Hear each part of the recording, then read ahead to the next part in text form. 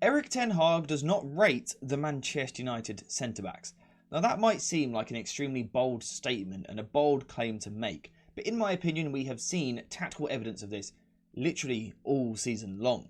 Whether that be the rest defence structure, the high pressing structure, the transition approach, everything from the Manchester United tactics suggests that Erik Ten Hag does not truly believe in his centre-backs. So, what is it that makes me say this? We'll start off with United's rest defence. Now, what is rest defence? It is the positions you are taking up when you have the ball, ready to lose the ball.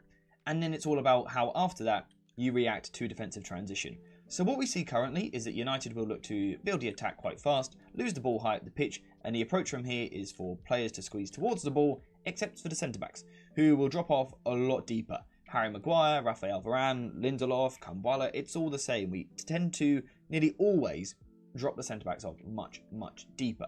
Now, in my opinion, this points to not trusting the centre-backs. If you trusted the centre-backs to play either with pace, recovering back behind the defence, or you trusted them to be aggressive defenders who defend on the front foot, then you would squeeze them much higher. The benefit of this would be that you could win the ball back higher up the pitch, your midfielders have less ground to cover, you could have a sweeping goalkeeper behind them, but you could win the ball back much, much quicker and quickly get back on the front foot. But instead what we see at United is something which looks like this. Of course, a clip which we covered yesterday against Fulham. Fulham carrying the ball out from the back, one long ball over the top of the defence, or not over the top of the defence actually because they're so deep. So the ball goes long and we can see that the two Manchester United centre-backs are incredibly deep. We can see the midfielders are caught much higher, opening up this massive space in between the two. Meaning that if Fulham get the first contact, which they do on this occasion, you can then get runners into these spaces behind the United midfield but in front of the centre-backs, and it causes a lot of problems. And the reason that this happens is because Erik Ten Hag does not feel that he can squeeze his centre-backs nice and high to join the counter-press. So that is one tactical thing which points to Erik Ten Hag not rating the profiles of our current centre-backs. But there is also something else which points to this, and this is all about the ability to cover wide areas. So not just vertical compactness, but also width. And this is when, or evident when I should say, the opposition are building from the back from something like a goal kick. Now what do we see here? We see that Manchester United will look to use a high press. Something like this. So let's say the ball will go this way, United will squeeze over. What we will then see is that the far side winger will then come in like this. However, what happens here is United don't then connect their fullback to the press. Now what a good side would do, or a confident side would do, or an effective high pressing side would do, is as this ball from the opposition now goes here, you would connect someone like Dalot high to the press to go win the ball back. However, United don't do that, they sit off here. And the reason they sit off is because if Dalot was to go high, we are now leaving players like Varane to cover a lot of space, Harry Maguire, Johnny Evans, Victor Lindelof, players which aren't really very good at doing it. So instead, we see the fullbacks drop deeper to protect the centre-backs.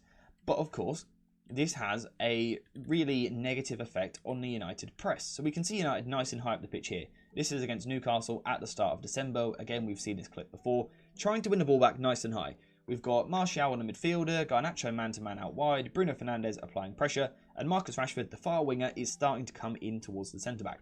And he actually does it reasonably well. He curves his run well, he blocks the pass to the fullback, closes down the centre-back, he does a good job. However, what we can see is that quickly, just one pass in here and then one pass out here is going to get Newcastle out of trouble. Because where we can see this red arrow, United have no player. We would expect to see someone, the fullback, now flying forward to connect the press. But that doesn't happen, meaning that Newcastle can play out incredibly easily. We can see the frustration with Martial and Marcus Rashford. Those two have applied pressure. They have done their job reasonably well. They've worked hard to try and win the ball back high, but the rest of the team hasn't connected and joined them in doing this. Because, as we move it on, Livramento is able to cover a lot of ground completely unchallenged because Wan-Bissaka is all the way back here. And the reason he is back here is because he is protecting Harry Maguire. For example, if someone like Wan-Bissaka had squeezed high up the press, up in this area, it does mean that Maguire would have been left defending this channel of space.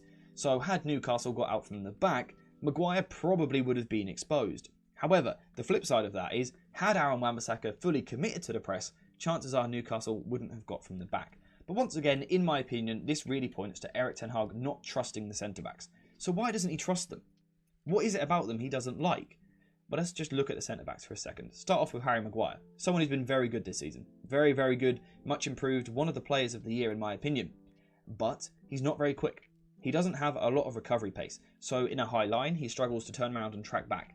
He also struggles to deal with wide areas, so in terms of the press, you don't feel safe sending the fullback forward because it leaves Maguire exposed, and then in terms of rest defence, you keep Maguire deeper so he doesn't have to cover too much ground vertically. Raphael Varane, a player who has a decent amount of recovery pace, but he has declined in that area. He's not as good a wide defender as he once was, and in terms of vertically, he is a covering defender, not someone who wants to be aggressive and step forward. Johnny Evans, again, someone who can't really cover the space. And then Victor Lindelof, someone who does not want to be aggressive, a front-footed defender. He is not someone who thrives in the duels. And this is the problem that Manchester United have. So before we continue into the video, a quick shout out to today's video sponsor, JerseyFifa.com, the home of all of the greatest football kits. Whether that be the new latest releases or the old classic ones like this, Jersey FIFA has something for everyone, and now you can check it out yourself using the link in the description down below.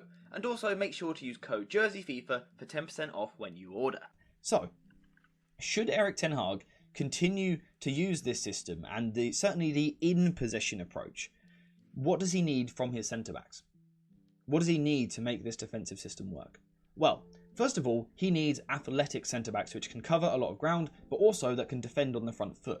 The reason he needs this is that so when United lose possession high up the pitch in the final third, rather than what the current centre-backs do is drop deep, rather than doing that, they can squeeze nice and high up the pitch. They can squeeze nice and high, allowing the midfield to be compact, scrap for the ball in these areas, and then look to play from there, quickly attack the opposition, things like that. Really suffocate the opposition in their own defensive third.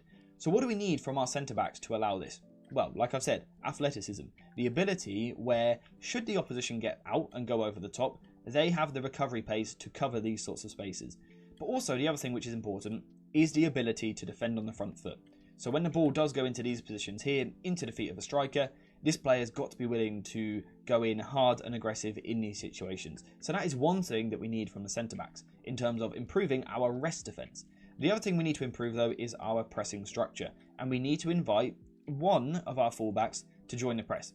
There's some structures where you could send both fullbacks forward in the press, but I think one probably is enough for United in most situations. So what do we need from our centre-backs in order for Ten Hag to be comfortable doing this? Well, we need players which essentially, again, have pretty good recovery pace, but mainly can cover large spaces out wide. But not only cover those large spaces, then excel in 1-versus-1 situations. So essentially, what we are looking for Erik Ten Hag's defensive structure to work from the centre-backs is aggressive players. Players who want to go and win duels, but then also have the recovery pace. So how do you find those players? Well, I thought today we would take more of a statistical look at things. You know, a lot of the time I am suggesting players based on what I've seen on the pitch. And actually, when you look at the stats, the same players seem to come up once again, which is quite good to see. So what did I do? I went to DataMB, a great website for checking out stats and comparing players. I definitely recommend that you check it out. But what I done is I went to Europe's top 5 leagues. I then set a criteria with the following. The players had to be centre-backs between the ages of 18 and 26 years old, so that we could find players who weren't too far into their career, you know, not going to leave in a couple of seasons. Players we could build around for the next decade. So that was one box they had to tick. The other box that they had to tick was they had to rank in the 70th percentile or higher for their duel winning percentages. So that these were players which could go into those duels, could be aggressive on the front foot, but could also defend 1-versus-1 out wide and win their battles. And these are the players which came up on the list. And a few of them you may well just recognise from the channel, we've spoken about them previously. So how would this change Erik Ten Hag's tactical structure? Well, let's imagine you put someone like Lukumi in the side. Someone who would probably cost around £30 million. What does he allow you to do? Well, he allows you to play front-footed football. In terms of your rest defence, he allows you to keep your centre-backs high because he is someone who defends on the front foot, quickly looks to squeeze into the opposition. He is very, very aggressive. But should he need to, he can cover the ground going the other way. He's got really good stride length, just a power athlete really good at covering a lot of ground. And also, should we need to connect the fullback to the press, like this, he can defend large spaces out wide and is a good 1-versus-1 defender. So he is definitely the sort of player which United could be looking at for a solution here. Another one would be someone like Lenny Yoro, playing at Lille currently. Another young player, probably a bit more expensive. You're probably looking more like £50-55 million here, but another very good defender who, as we saw, ranks incredibly well for his dual success rate. Now, Yoro isn't someone who covers the large spaces quite as well, so perhaps what you would do is keep the fullback on his side a little bit deeper, connect the fullback on the other side, and allow him to play in the middle, using his dual success rate, his ability to defend on the front foot. Now, he's not slow either, he's just not absolutely rapid, so he can still play a high line, he can cover the spaces in behind, he's another player which can tick some boxes. As is Lukeba, who was another one who ranked high on that list of criteria that we were looking for. A very, very good player. Not only on the ball is he brilliant, but defensively, very, very good. He's quick, he's strong, he's tall, he can cover large spaces out wide, and he wins his duels. He would allow Erik Ten Hag to squeeze the back line a lot higher, but also connect the fullback to the press on things like goal kicks and stuff like that. He could definitely do that. Another one which we saw was Todibo. Now, Todibo is someone that you would play on the right side of the fence. Perhaps you would now push the fullback on that side a little bit higher, because Todibo is someone who excels with his wide defending, his channel defending, the ability to cover these spaces here. So you could certainly send Dalot forward to connect to the press and leave Todibo behind him to cover the ground. But also he can defend on the front foot. So he is someone who can play in a high line so that when United lose the ball, he can quickly move forward towards the ball, be nice and aggressive, look to win possession back for his side. So once again, we aren't dropping our defence 30 yards deeper than the rest of the team. We are being compact and we are pressing as a unit. And another option, of course, perhaps the big one, £70 million probably, Jared Branthwaite. He ticks the boxes. He can defend on the front foot. He can be a cover defender, covering a lot of ground. And out wide, he is a very, very good defender. These are the sorts of players which pass the eye test. You watch them, they look very good in their duels. But also, statistically, they all duel well. And these are the sorts of players which Erik Ten Hag needs for his defensive system to work. Now, the thing with Erik Ten Hag's system is it is a risky approach. Even with the right personnel, there's a chance it still wouldn't work. But in my opinion, this gives Erik Ten Hag the best chance of succeeding potentially next season should he still be here. He needs these centre-backs which are dominant in 1-versus-1 situations, who dominate their duels, who are aggressive but also cover large spaces. And these are some of the players that can do it. If you do this, when United lose the ball, rather than having to sprint 40, 50 yards back towards their own goal, instead they can move towards the ball, towards the opposition, win the ball back and then quickly attack once again. Suffocate the opposition with quick attacking football. Exactly what the Old Trafford crowd wants.